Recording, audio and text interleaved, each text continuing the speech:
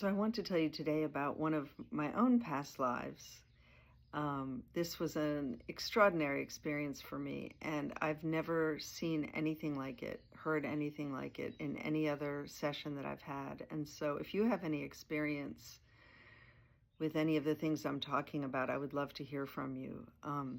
This is very sacred to me to talk about, and so um, I just I'm just putting myself out there with this. So in the lifetime, I lived on a little tiny island in the middle of what seemed like the Mediterranean.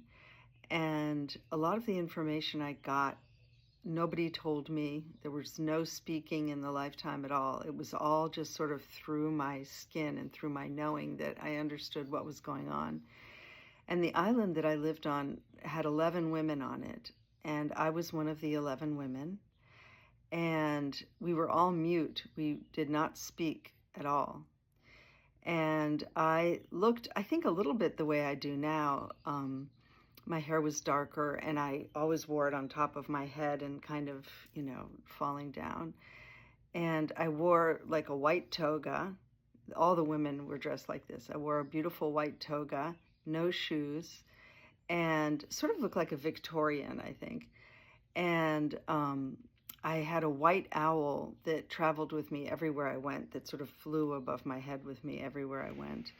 And I had a job, and my job was to stand on the shores of the island, which was really very small, and to gaze out at the water and to absorb information through the soles of my feet as I looked at the water.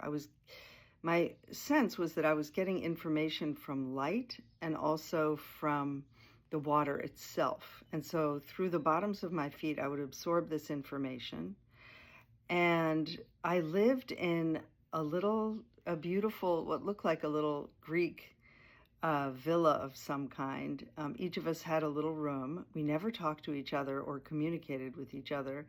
And there were beautiful, wild, sort of rose gardens with beautiful marble benches.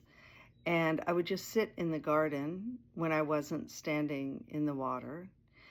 And then about once, I would say once a month, these strange men would come to the island in these little tiny wooden ships with big white sails, sort of yellowy white sails. And how they would arrive at the island was underneath the buildings that we lived in. There was a waterway, like a little river under the island. And it was all sort of like a cave. And they would come on under the island, and there was also a gigantic crystal. And they would pull their boat up right next to this crystal, and they would get out of the boat, and all the men looked the same. They had very black, thick hair, big black mustaches, kind of beards, white shirts, and dark pants. And they were carrying these little gold rolls. That's all I can describe. Like, almost looked like a periscope or something, but they were like gold rolls. And they would get out of the boat, and I would be waiting for them. And they would come up to me and like kind of knock me sideways, sort of like roughly, like, come on, do your job.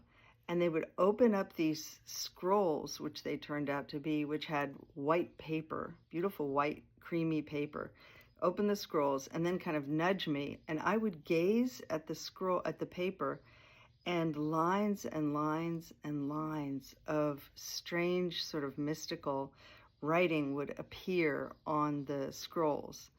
And if I slowed down at all, they would elbow me. They had no respect, no sense of respecting me. They kept elbowing me, and I would gaze again, and then I guess I was transferring this information that I was getting from the water onto the scrolls. And they would fill one scroll, and then they'd pull out another one and try to elbow me to do some more. And then when I finally didn't have any more, they wouldn't say anything. They would just grab their scrolls and get back in the ship.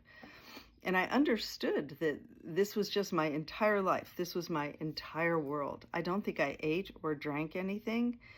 And I would either sit in the garden, stand with my feet in the water, gazing out or I would be in my little small bedroom where I would just go to rest with my owl. And that was the entire lifetime. We didn't get any information out of my higher self. They really just wanted to leave it just the way it was. And I've thought, is this Lemuria? Is this Atlantis? Is this the island? Is this the civilization of Mu? I really don't know. But there's a very sacred feeling for me in the experience of seeing that lifetime. And I love the ocean still. I'm happiest when I'm near the water.